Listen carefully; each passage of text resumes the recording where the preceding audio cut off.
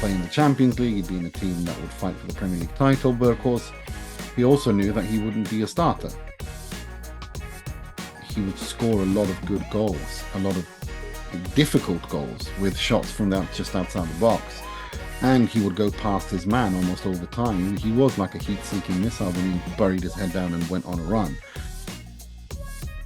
I think Allegri was trying to make the best out of the situation by turning him into a striker in the two-man attack. He hated that, by all accounts. Hello and welcome back to This is Anfield. My name's Sam Millne and today I've got Italian football journalist Nima Tavallaey here to talk about Federico Chiesa. So thank you for coming on. Well, it's good to be with you. As I said there, we're going to be talking a bit about Chiesa. Now, as someone who watches Italian football properly, you've got a bit more insight into him. So first off, can I just ask, what was your reaction when you heard he was signing for Liverpool? Um, it was a bit, well, we'd hoped that he would somehow stay in Italy. But the problem was that none of the big teams in Italy were really interested in him. There was Roma, but he wasn't interested in going to Roma. And then, of course, when Liverpool came, he obviously knew that was he'd play in the Champions League, he'd be in a team that would fight for the Premier League title. But of course, he also knew that he wouldn't be a starter, which is why I was a bit negative to that move because Chiesa, when he was fit before the ACL, was one of the best Italian football players around. He was one of the stars of the national team. But of course, since the ACL, he's not been the same player. So it was a little bit like, okay, well, maybe this is, let's hope for the best. But I wasn't too overly excited for him from an Italian national team perspective. So, why do you think it was that the relationship kind of broke down with Juventus and they were willing to let him go? No, the relationship broke down because he was paid an enormous amount of money and nothing he did on the pitch for the last 2, 3 years post ACL injury warranted those wages. And Juventus were not going to give someone a wage increase who's not delivered on the pitch and after the ACL. So it felt like a natural step. And they obviously wanted to cash in on him as well, because they paid a lot of money when they signed him. It's a shame because Federico Chiesa, for me, when he broke through to the stage at Fiorentina, he was, in my opinion, the only Italian football player the only Italian attacking football player that had the raw talent, I felt at the time, to one day possibly be in discussions of a Ballon d'Or. And I said it at the time as well, but unfortunately, in the ACL for wide players who rely a lot on their explosiveness and their dynamism and movement and pace, an ACL injury kind of destroys all that. And that's kind of what happened. He's lost a yard to half a yard of pace. And that's really important. And he's a winger. He's a traditional winger in a 4-3-3 or a 4-2-3-1. So those things are really important. But before the injury, he was like a heat-seeking missile when he used to go on these runs. He just put his head down and he had the technical ability to go past his players. Good with both feet, good crosser, fantastic finisher. You just couldn't stop him. How was he viewed in Italy? It feels like he's not the player he once was. And Max Allegri, who, the former Juventus coach rather, tried to make him into a striker, a second striker, a two-man, one of two attackers in a two-man attack, and he hated it. He wants to play out wide. I think that's a mistake on his part. I think Allegri was absolutely spot on. I don't think he has what it takes to play in a wide role anymore, simply because of that he's lost about a yard of pace.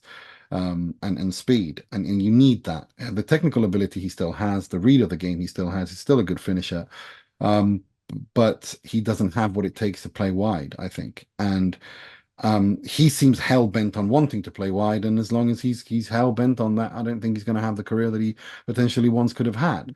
By trade, we know him as a right winger, but at Liverpool, if he's lost that bit of pace, see Salah, he cuts into his left foot and he can be a creator. So even though he's not as quick as he once was, he's still providing assists, he's still setting up goals.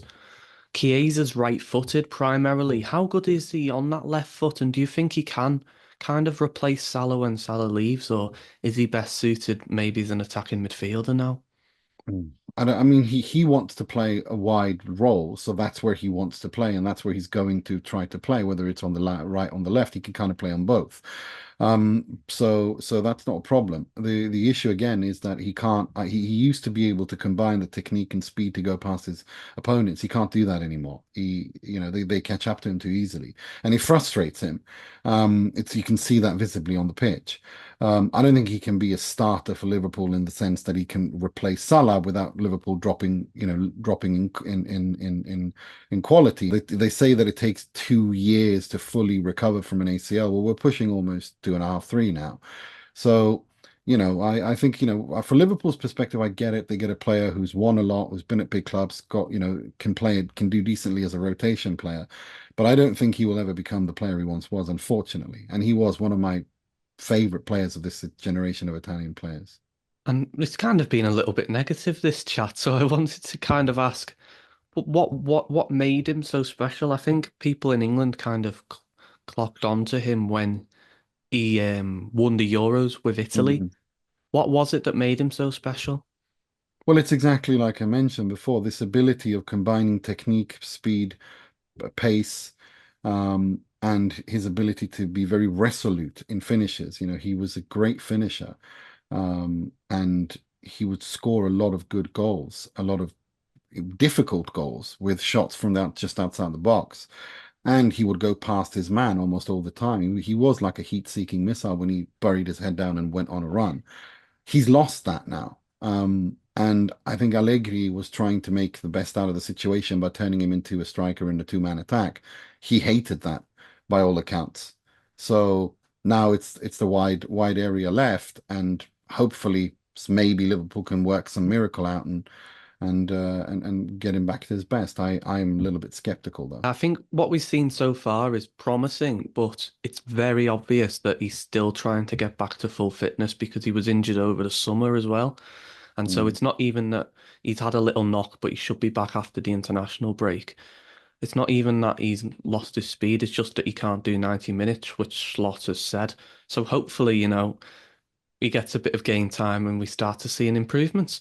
But thank you for coming on today. That was really insightful. So thanks very much. And where can people follow you and watch your content? Well, it's a pleasure to be with you. And of course, they want to follow me on Twitter. It's at Nima TAVROOD. And of course, the Italian Football Podcast, which I co-host with Carlo Garganese, available on all podcast platforms and on Twitter and all social media with the same handle at ItaFootPod. We will link that. Thank you very much for coming on, and we will see you next time on This is Anfield.